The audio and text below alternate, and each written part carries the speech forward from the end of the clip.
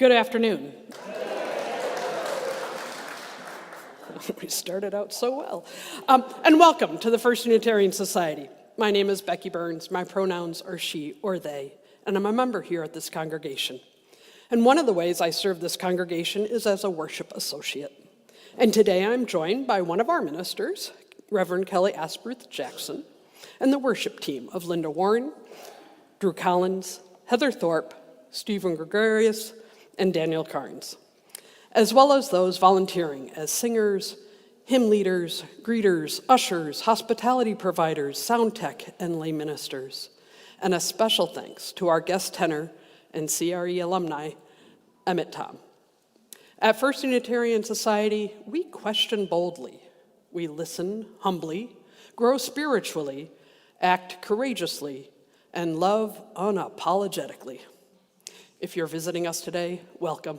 We're so very glad you are with us.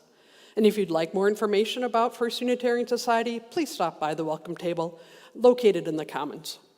And we hope that you'll be able to stay and join us for our coffee hour immediately following the service, also in the Commons. And a very special welcome today to Meg Riley, the co-moderator of the Unitarian Universalist Association, Carrie McDonald, Executive Vice President of the UUA, Ashley Horan, Vice President for Ministries and Programs, and David Pyle, Regional Lead of the Mid-America region of the UUA, and all of those others present with us here today and online because of the Mid-American Regional Assembly that just wrapped up here this afternoon. Thank you for being with us today. I now have one special announcement. You'll be receiving this card in the mail this week. Make sure you take note of it when it arrives, sign up in the Commons, and a big thanks to Bev for her volunteer crew for organizing and supporting this event. And now we'll hear a very special announcement on behalf of our Children's Religious Exploration Program.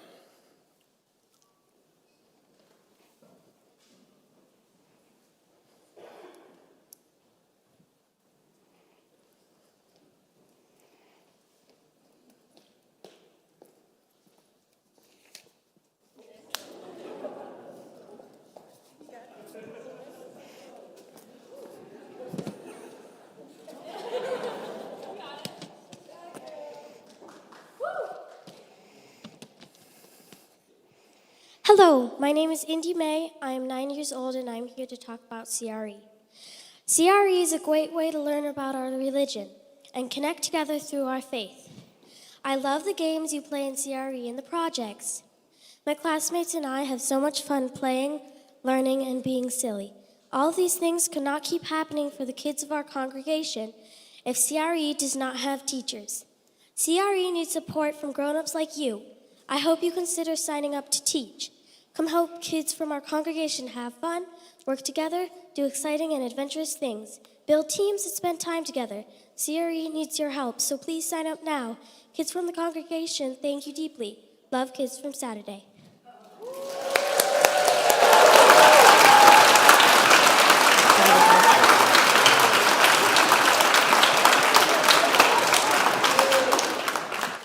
And now I invite you to join me in a moment of silence to center ourselves and bring ourselves fully into this time as we join together once again in community.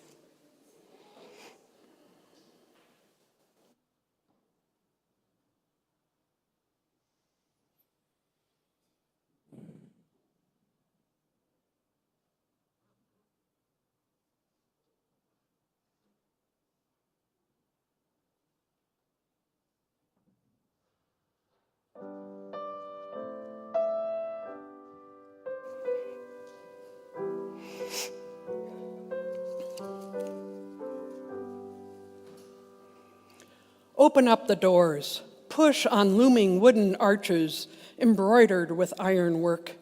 Brace shoulder against the weight of history unmoved. Slough off the musty smell of unused joy and stored up sorrow. Knock rust off the hinges if you have to, and let your breath precede you inside. Open the doors more. Make room for a shaft of sunlight to cross the threshold. Give the dust motes something to dance about. Peek through a single slice of possibility and name even the half-hidden truths you see. Open the doors wider still. Pour yourself through the gap. Strut or sneak or sidle as suits you best. Cleanse whatever scrapes catch your skin and bind up the wounds that keep you from entering whole. Open the doors as far as they will go. Draw on the strength of the stones beneath you.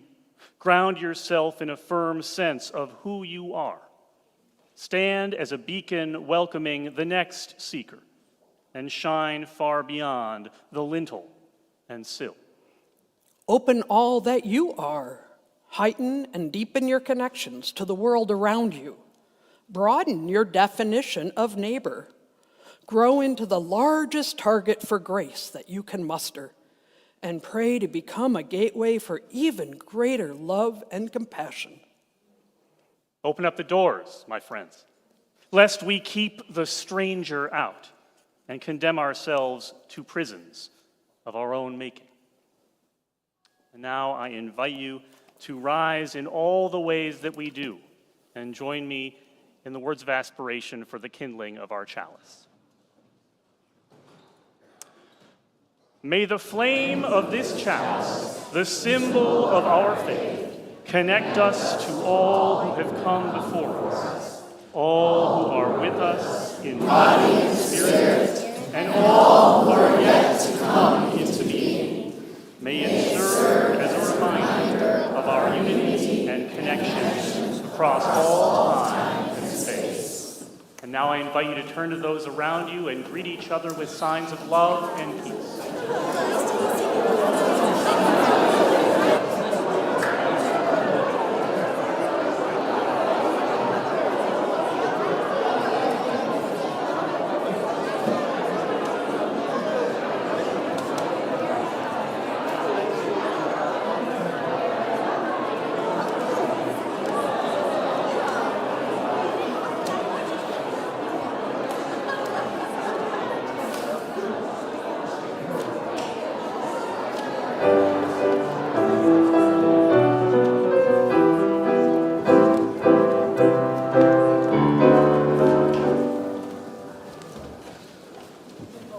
Good afternoon.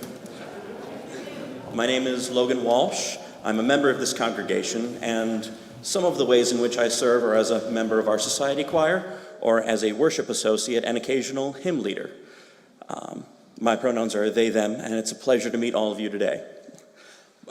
Please rise in body and or in spirit for our opening hymn, number 61 in the gray hymnal, Lo, the Earth Awakes Again.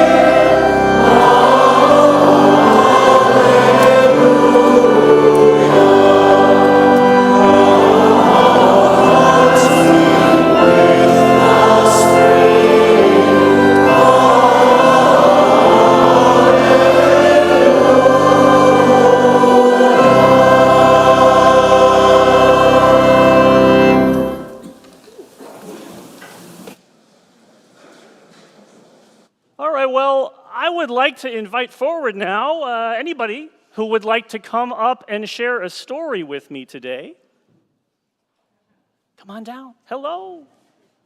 Glad to have you here. Hi.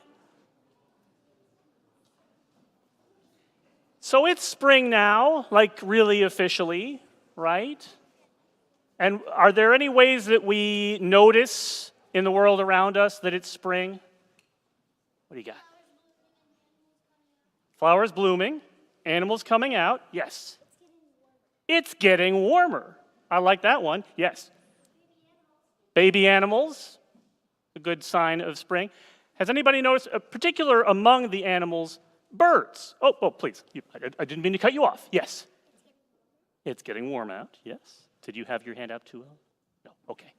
Well, yes. The bird's coming back, yes, you read ahead in the book. Very good. The bird's coming back. The bird's coming back. And, well, the book is called The Dancing Cranes. And this is a little hint about where I'm headed with this. Has anybody seen a sandhill crane yet this year? I know that they're back. I haven't seen any around. So you have, yes. Yeah? Huh? So you were in the pool inside and you saw one through the window outside. Yes. Ah. Whoa, already. Good for the sandhill crane. Yes.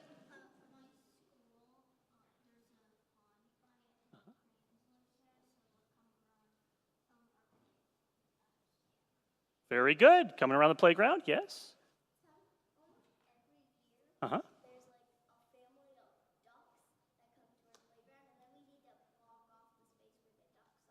Aha, so the ducks in residence at the pond. Oh, I see, it's on the playground, so there's no water. They're just hanging out there. Oh, okay, yeah.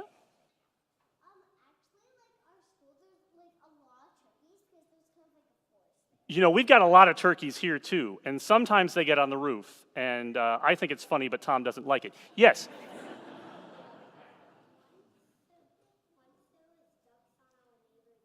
Oh, there were ducks on the roof. Very nice, yes.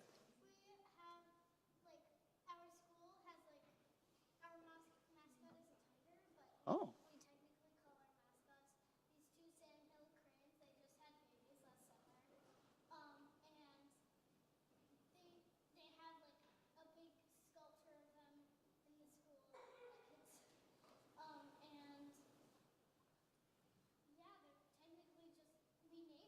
You named them. Okay, so these two honorary mascots for your school that are both Sandhills Cranes. What are their names? Glenn and Dale. Very, very, very innovative. I like that. Yes?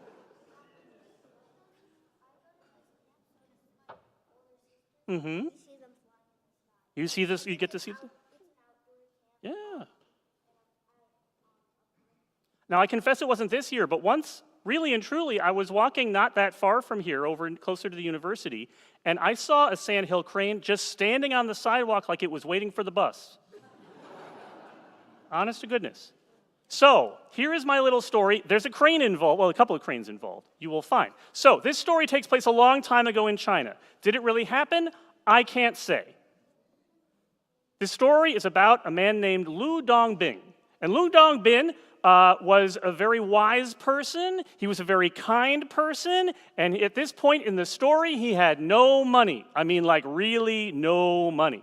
So when he came to town, he went around looking for a place, an establishment, a restaurant, a tavern, perhaps, where he could eat and drink and spend some time and be in good company and not have to pay anything for it. And that took him a while, because he was very transparent with people that he wanted to come into their establishment and to eat and drink and spend time there, but he was not going to pay. So he got turned away a lot, but eventually there was one tavern, one sort of place where people come to eat and drink and congregate and spend time with each other, where the owner said, yeah, all right, just enjoy yourself. And that's what he did. Oh, he had a nice meal, and he had some nice things to drink, and he spent good time with the people there, and he enjoyed himself quite a bit, and when he left, he didn't pay. And So this happened once, and about a year later, Lou came back through town, and he came back to the same place this time. He started there instead of ending there. And the owner said, "Oh, yeah, I remember you. Yeah, it's all right. Just enjoy yourself." Well, he did that a second time, and then a third, and on the fourth time, the fourth visit, where he had not paid any money at all for all of the good food and good company that he had enjoyed in that place, he said to the owner, "You have been so generous with me and so kind with me, I want to do something for you in return." So he took out a paintbrush, and he went to the wall, and he painted some cranes. And not only did he paint the cranes, he said, "If you play music for these cranes, they will dance." The owner didn't really believe him. He was impressed by his artwork. He had to grant him that, but thought, well, this guy's kind of a character, right? But then they played music, and you know what happens? The cranes climbed right down off the wall, and they danced. How do you think a crane dances? I'm thinking like, sort of on one leg, flapping its arms. Yes, how do you think? Oh, sort of more of a teeter-totter motion? Yeah? Yeah? This was the best photograph out of all the crane photographs I looked at in terms of dancing. I tell you what. Yes? You want to see the crab? Oh, okay. So, boy, did this help with business, I tell you what, because people loved coming to the tavern where the cranes would dance if you played music. And people would show up to watch the cranes dance, and sometimes they would dance with the cranes, and sometimes they would just keep on dancing. And for years and years and years, this is the way that it went. The tavern was one of the most successful in the city. People always wanted to be there late into the evening, enjoying themselves, buying food, buying drink, singing songs, playing music. And then one day, years and years and years later, Lou came to the tavern, and he asked the innkeeper, "Have I paid you back what I owed you? Have I given you back what you gave to me in return?" And the innkeeper said, "Oh, you've given me way more than I gave you." And Lou said, "Very good." And he took out his paintbrush again, and he painted right over the cranes. So they weren't there anymore. Now, do you think the tavern keeper was unhappy about this? Yes. I think that's a reasonable reaction. I'd be disappointed too. They were beautiful pieces of artwork. They'd become the signature element of his tavern. But that was not how this person responded. He said, "Thank you. It was a generous gift that you gave me. I was glad for it. And now I accept that it's over." And the people who had come together over and over, night after night, in order to spend time with the cranes, watch them dance, play music, enjoy themselves, they kept coming to that tavern, even though the cranes were gone, because they had gotten to know each other. They had gotten to enjoy each other, and it was worth coming back for that, even if there weren't any magical dancing cranes on the wall. Thank you so much for listening to my story. We're going to wait there for a second while we listen to some music.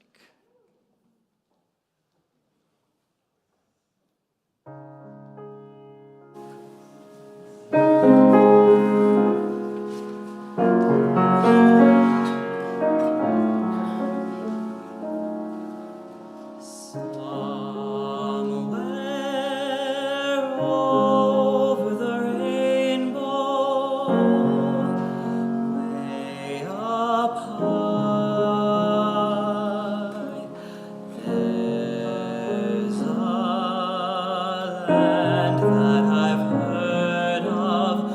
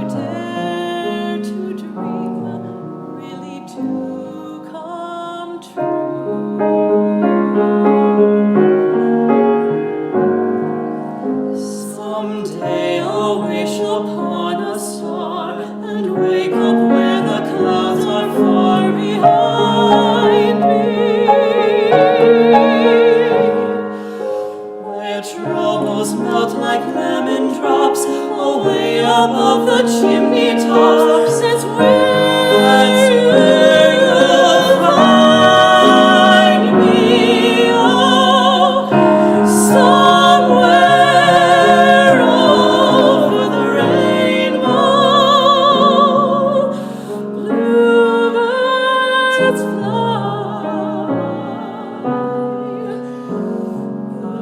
fly over the rainbow.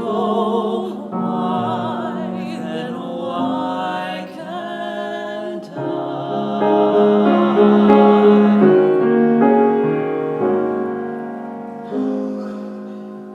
If happy little bluebirds fly beyond the rainbow, why, oh, why can't I?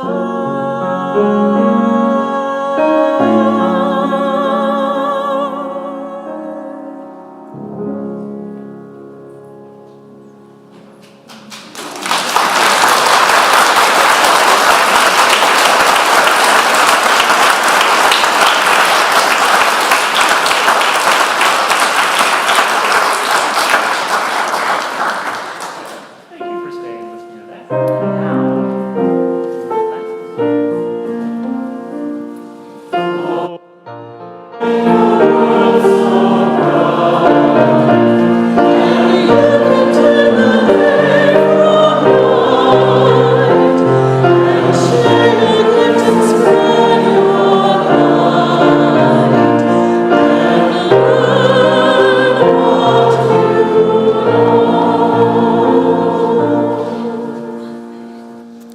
Good afternoon. My name is Heather Thorpe. My pronouns are she, her, hers.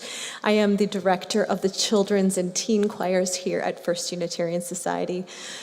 At this time, please rise in body or in spirit and join me in singing hymn number 308, The Blessings of the Earth and Sky.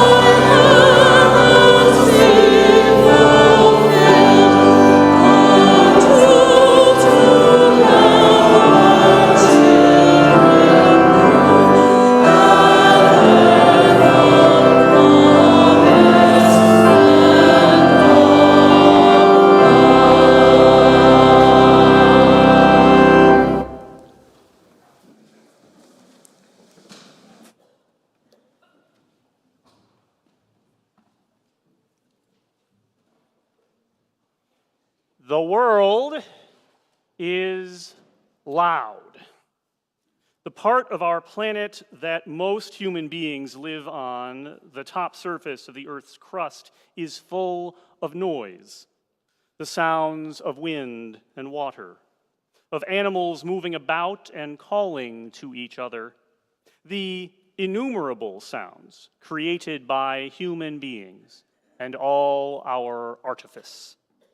However, out beyond our planet's atmosphere, in the vast gaps between the stars, which compose most of the cubic footage of the cosmos, it is a different story. Waves and particles still do fly about. It is beautifully, mysteriously complicated up there. But the human ear is evolved for our environment down here, such that there is very little for us to literally hear in space. In a sense, the world is loud, but the universe is quiet. So now, in order that we might commune for a time with the vast cosmic silence, let us spend this moment together, resting in reverent quiet.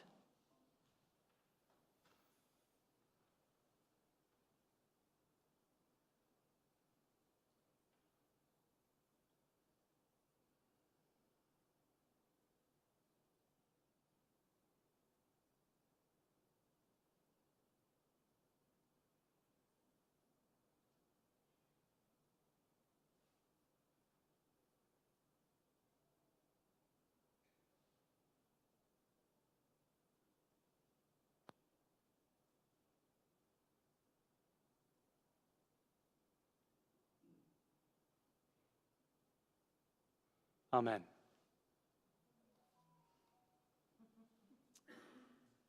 It must have been hot when they set out into the desert.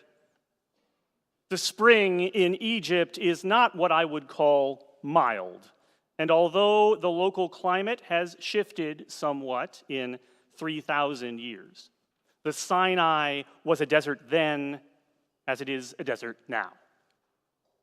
In the story of the Exodus, of the liberation of the Hebrew people from slavery in Egypt, the possibility of freedom comes abruptly and is almost immediately revoked.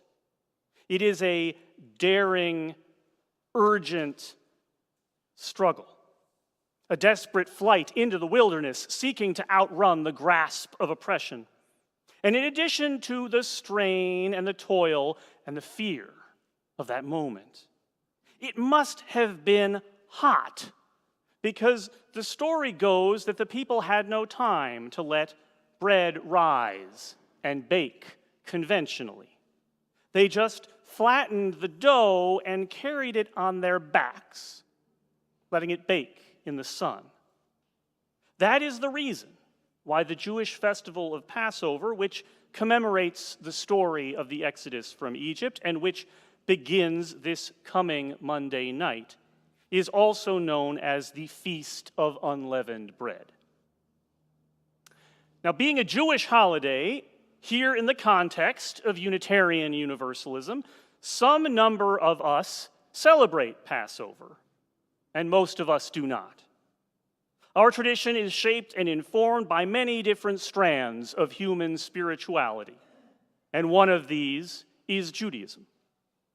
We do not all need to share a given practice or particular theology in order to engage with it and learn from it.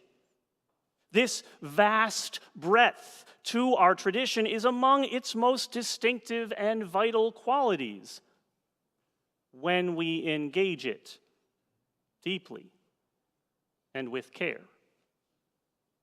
Here at FUS, our spiritual theme this month is interdependence, the ways in which our lives and the freedoms and purposes which give those lives meaning rely upon each other. So with Passover about to begin, and as a Unitarian Universalist and a Jew, for whom this holiday holds deep meaning, I am inviting you to join me in considering some lessons that we might draw from the particularities of this festival and the story that animates it. First, just some reminders about the bare bones narrative. Once, the children of Israel were a single family. Like, they were called the children of Israel because there was one man named Israel and his children and their associated households.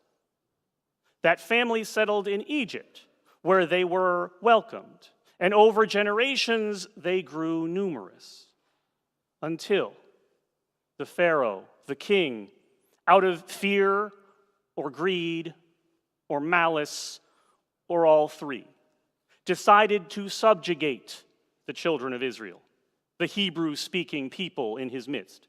They became slaves, and there was suffering and death for a very long time, until the cry for freedom rose to heaven.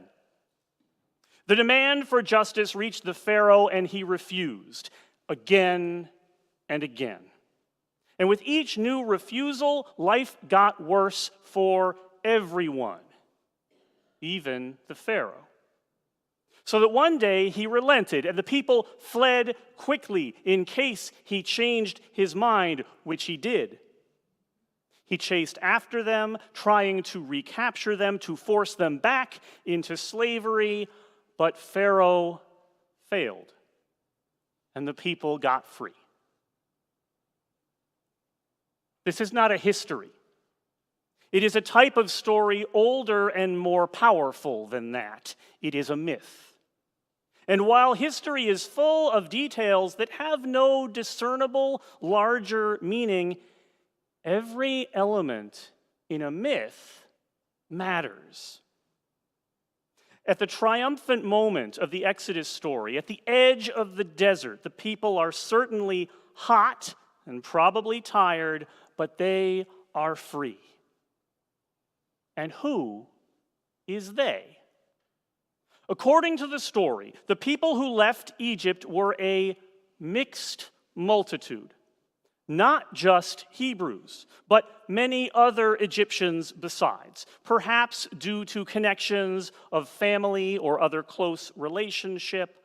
Maybe just because getting out of Egypt then seemed like a good idea to a whole lot of people. There's no freedom in a slave-holding society.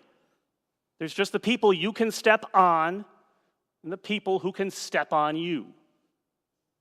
So when they left Egypt, they left as a coalition. This is the central event that Passover celebrates. Literally the point at which its signature lack of leavening enters the narrative. And who is it for? A diverse community, not a uniform group, but all sharing in the realized possibility of liberation. Now, the lessons I have to offer you from this are probably already obvious. About how the struggle for liberation from oppression can unite us across differences and variations. How powerful we can become together when we do not make sameness the precondition for belonging. In the text of the Torah, the central account of this ancient story, the message is incredibly hopeful. The mixed multitude is blessed and embraced. The whole body sets out together with one common good between them, one destiny in front of them. And the sad truth is that it does not last. A millennia or two later, it would become relatively common as an idea in Jewish thought to blame certain offenses committed and woes experienced by the many generations after the Exodus on its mixed quality. Recasting as weakness or corruption the hallmark of the most transcendentally joyful moment in the tradition's very origin story. Now, a lot of people across time and space have buttressed their fears and prejudices with bad theology. That human tendency is not news to us. So I pointed out not to spoil the hope and the possibility of that mixed multitude, not to discourage us from embracing the power of our differences, but to remind us that the scapegoating impulse about anyone and everyone who got here or got over a minute or more after you did is hack material. That joke was played out before the printing press was invented. Now, from mythology, sometimes mistaken for history, let us move to a matter of history too often misunderstood as mythology. You probably know that the Seder, the ritual meal of Passover, has a ritual plate that holds and displays certain crucial foods important in conducting the meal and telling the story through it. There are 6 elements usually considered traditional, although that tradition actually has a long history of evolution and change. And for instance, there used to be a fish, which is a whole different sermon, although ironically also having to do with the erasure of women leaders, as this one is about to be about. Some number of us have heard this story before, I am sure, of why it is that some people, each Passover, place an orange on their Seder plate. For those of us who haven't, it goes something like this. At some synagogue, somewhere, sometime in relatively recent history, a woman was giving a scholarly talk on a topic of interest to the congregation. Occasionally, when this story is told, she has a name, but usually she doesn't. In order to deliver her talk, she was standing on the bima, a phrase grounded in the configuration of Jewish religious space that you can get the gist of by mentally swapping it for in the pulpit. During the proceedings, a man in the audience stood up. This character is always anonymous. Sometimes he's a rabbi, but often he's just a man who, like so many men in our society, needs no particular credential to know intrinsically that his is the most important voice in the room. This anonymous wag interrupted the scholar in order to loudly declare, "A woman belongs on the bima like an orange belongs on the Seder plate." And that, children, is why every year at this time we put an orange on our Seder plate as an act of brazen defiance against the patriarchy. Defiance demonstrated by allowing a momentary, impulsive act by a single anonymous man to essentially dictate a change in ritual practice for generations to come. Now, some of us know that this story is also not the real story, that it did not happen, and that there is a different origin for the orange on the Seder plate. I said before that the woman on the bima sometimes has a name, and when she does, it is usually the correct one, Dr. Susanna Heschel, a contemporary scholar and professor of Jewish studies. But the man in the story doesn't have a correct name because there is no man in the actual story.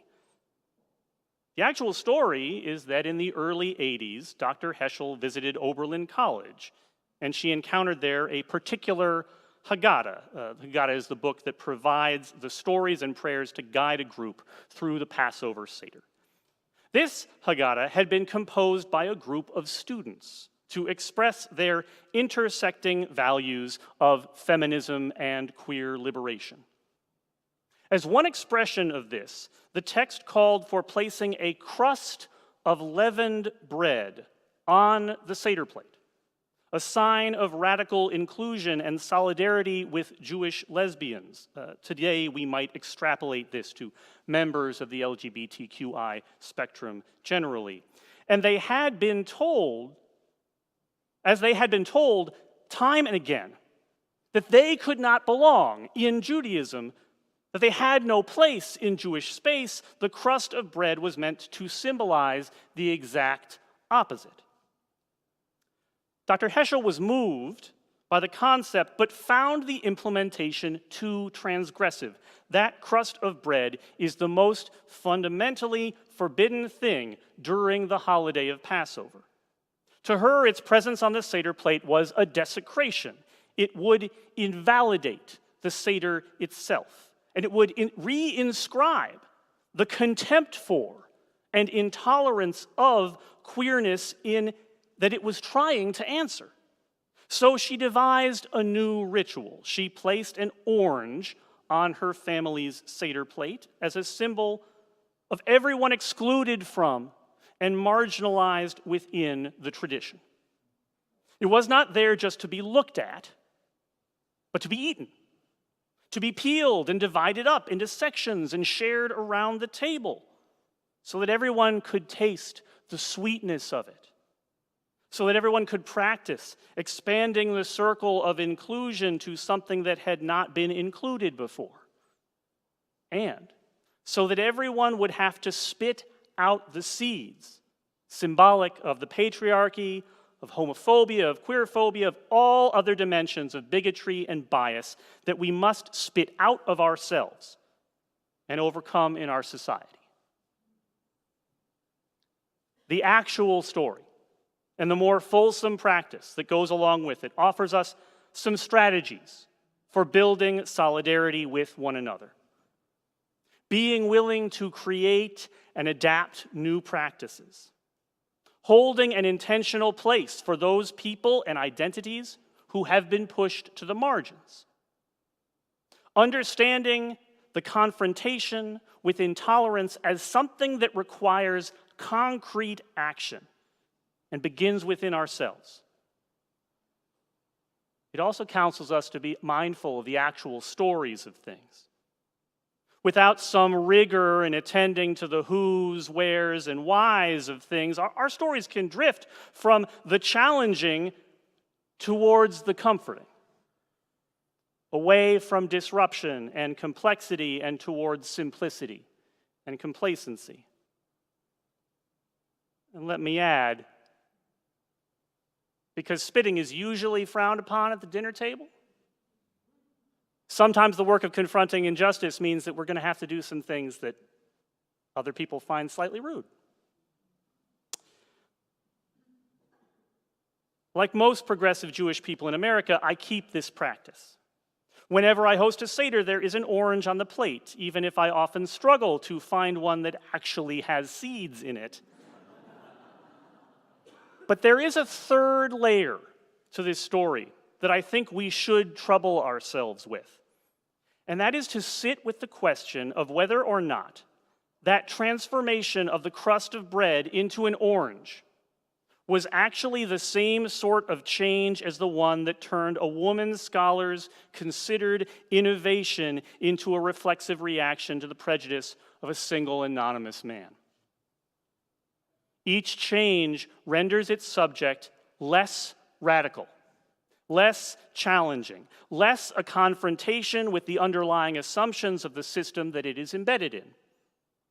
A story about feminist practice becomes centered on a man. A story about transgressive solidarity becomes a new affirmation of the tradition it was originally transgressing against.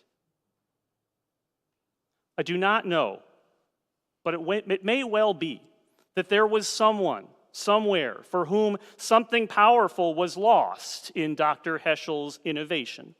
Someone who might say, I was never so lucky as to be treated like an orange. Surprising, but not unwelcome, sweet, and worthy of a place at the table. No, it's the crust of bread that represented my experience. Cast out, anathema, forbidden, When I looked at it, I saw myself there in the ritual for the first and only time. I do not say this to criticize Dr. Heschel or the gift of practice that she has given to contemporary Judaism. I practice it and follow it myself. I say it to name a question that I do not have an easy answer for, but which I believe we all need to make time to sit with. Every practice of inclusion entails some transformation for the group doing the including. Where is the right boundary line precisely between transformation for that in-group and acclimation for the newly included? Rounding the bend now, and noticing that this whole message really has been about some of the finer points of Jewish story and practice, I am willing to bet that there is at least one of you who is wondering, what does this actually have to do with me? I can enjoy the intellectual stimulation of a lecture on comparative religion from time to time, but I am not Jewish, and this whole thing has gotten pretty deep in the weeds. And it's all right if you feel that way. I still love you. My liberation is still bound up with yours. But I have brought this to you, both of these detailed, specific examples from some of the stories and rituals that deeply shape who I am, because they are both about, and Passover, so far as I'm concerned, is about, and Unitarian Universalism is absolutely about welcoming the wholeness of every precious individual person into an arrangement of full belonging with the larger whole. Which means that sometimes we hear stories we didn't know before. And if we're honest, not every one of them is going to speak to us. Sometimes we share practices that feel unfamiliar, possibly even uncomfortable. Though to be clear, bodily integrity and a baseline psychological security is always a fair expectation. Our creedless faith refuses to make coerced sameness a precondition for a place at the table, which means that we get the opportunity and bear the responsibility to learn from each other in all our differences and specificities. The traditional Haggadah, and nearly all of the less than traditional ones I have encountered, contains a formula. The leader indicates the matzah, the unleavened bread at the table, and pronounces in part, "This is the bread of affliction, which our ancestors ate in the land of Egypt. Let all who are hungry come and eat. Let all who are in need come and celebrate the Passover." The terms that we set for belonging, at least explicitly, for moving into relationship with us in our congregations and spiritual communities, are very nearly as vast and as generous and open as this ancient invitation is. Our promises have already been made. The work, as ever, is only for us to live up to them.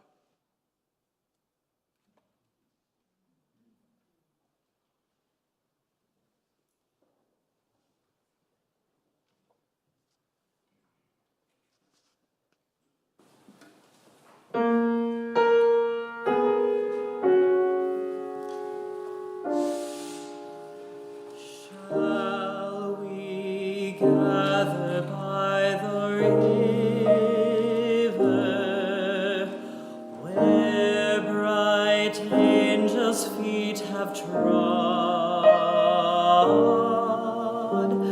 with its crystal tide forever flowing by the throne of God?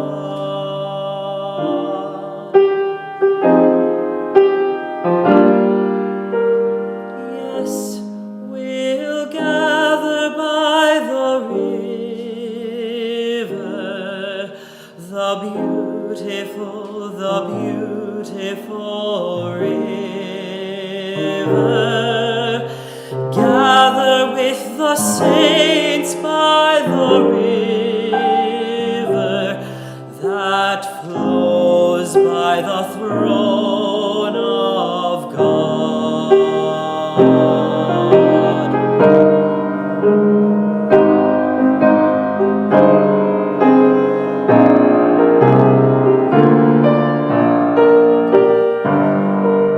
Soon we'll reach the shining river. Soon our pilgrimage will cease. Soon our happy hearts will quiver with the melody of peace.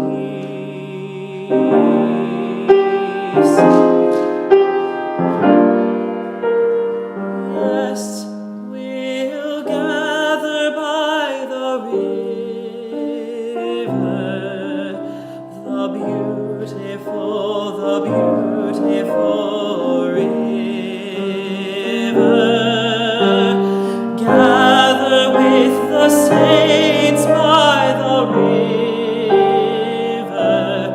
that flows by the throne of God, that flows by the throne of God.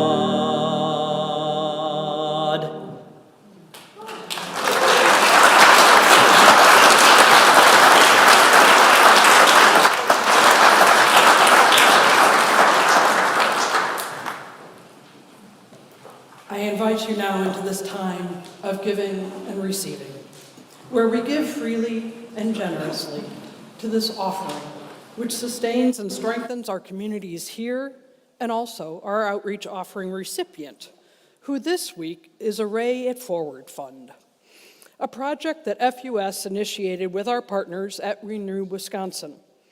Array It Forward provides advice on financing and energy efficiency, as well as seed money for solar energy projects for nonprofit organizations. With your help, this program will continue to provide the gift of green energy for years to come. There are multiple ways for you to share your gifts this afternoon. Baskets are now being passed here in the auditorium for cash or checks, and you will see on the screen that you can donate directly at our website, fusmadison.org. You will find our text to give information there as well. We thank you for your generosity and your faith in this life we create together.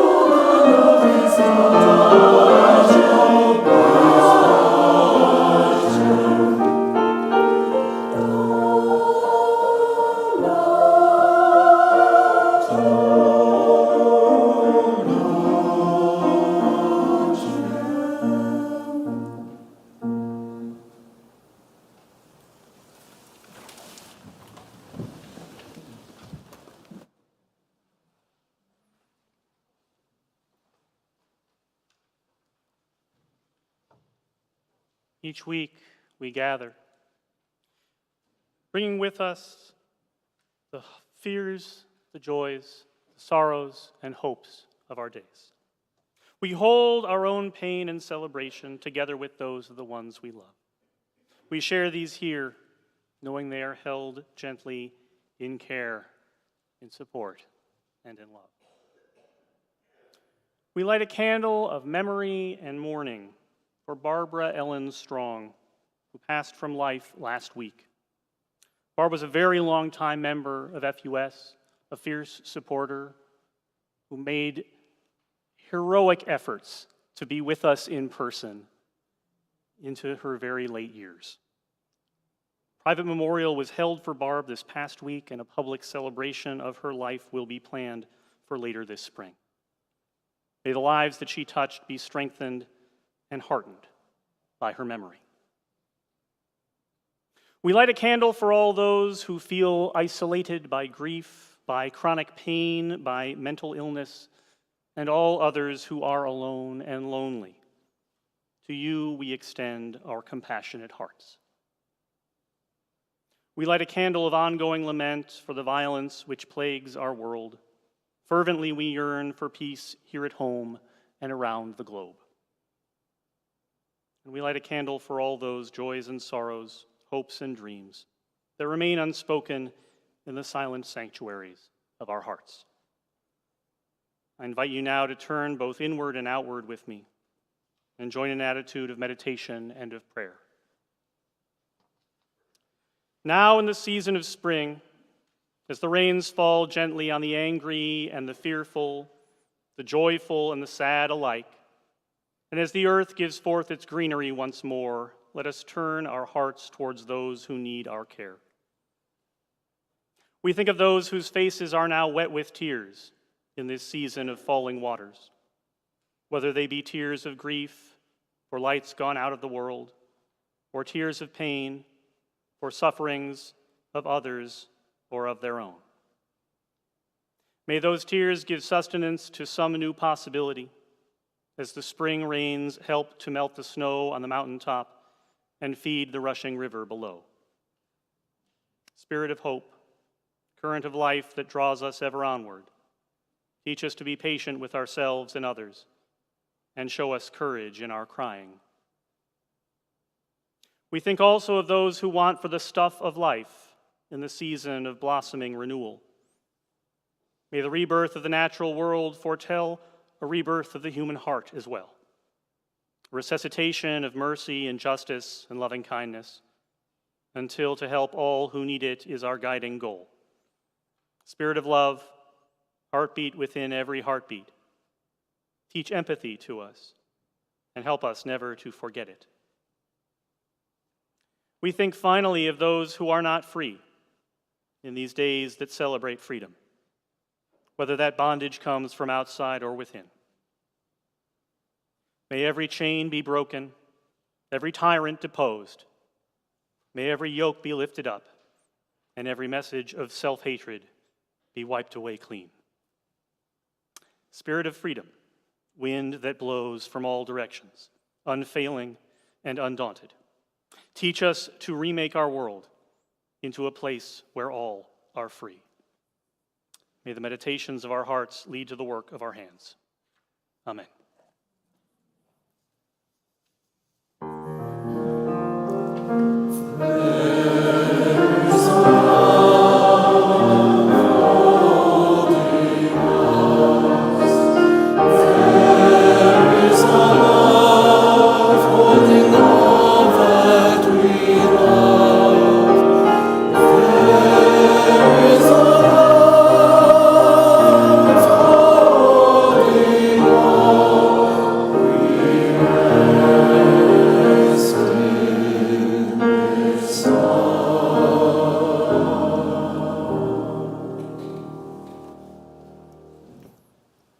Hello, my name is Drew Collins. I'm music director for First Unitarian Society.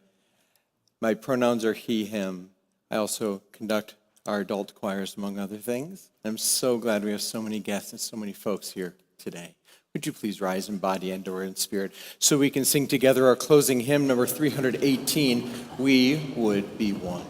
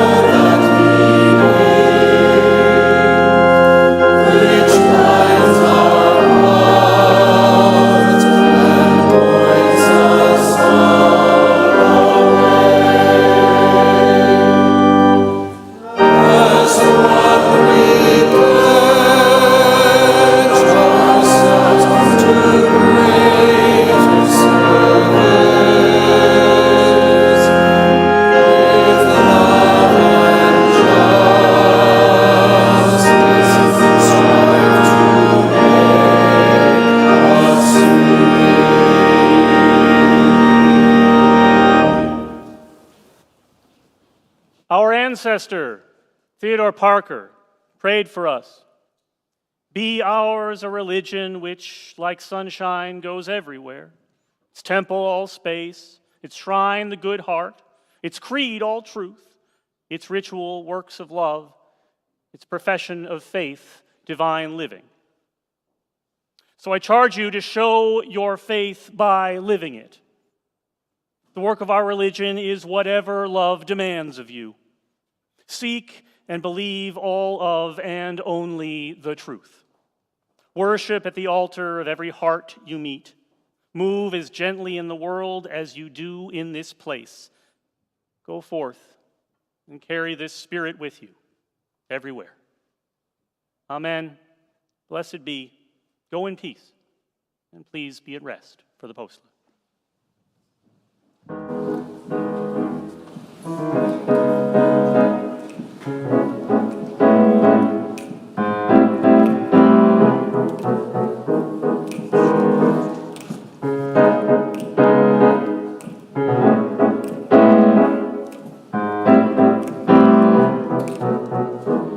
When I wake up in the morning, love, and the sunlight hurts my eyes. When something without warning, love, bears heavy on my mind, then I look at you, and the world's alright with me. Just one look at you, and I know it's gonna be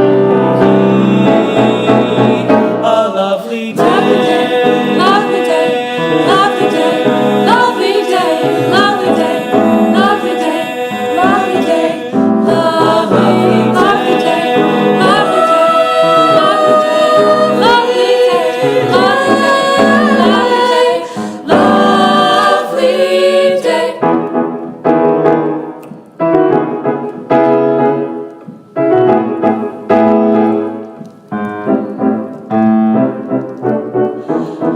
When the day that lies ahead of me seems impossible to face, when someone else instead of me always seems to know the way, Then I look at you, then I look at you, and the world's and the alright. world's alright with me. Just one look at you, Just one look at you, and I know and it's I know it's gonna be a lovely day. lovely day, lovely day, lovely day, lovely day, lovely day, lovely day, lovely day, lovely, lovely day, lovely day, lovely day, lovely day, lovely day, lovely day, lovely day. When the day that lies ahead of me seems impossible to face, when someone else instead of me always seems to know the way, then I look at you, then I look at you, Then I look at you, and the world's alright with me. Just one look at you, just one look at you, Just one look at you, and I know it's gonna be. it's gonna be a lovely day. Lovely, lovely, lovely day, lovely day, lovely, lovely, lovely day,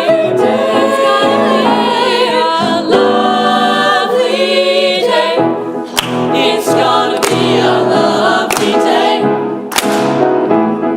It's gonna be a lovely day. It's gonna be a lovely day. It's gonna be a lovely day. It's gonna be a lovely day. It's gonna be a lovely day. It's gonna be a lovely day.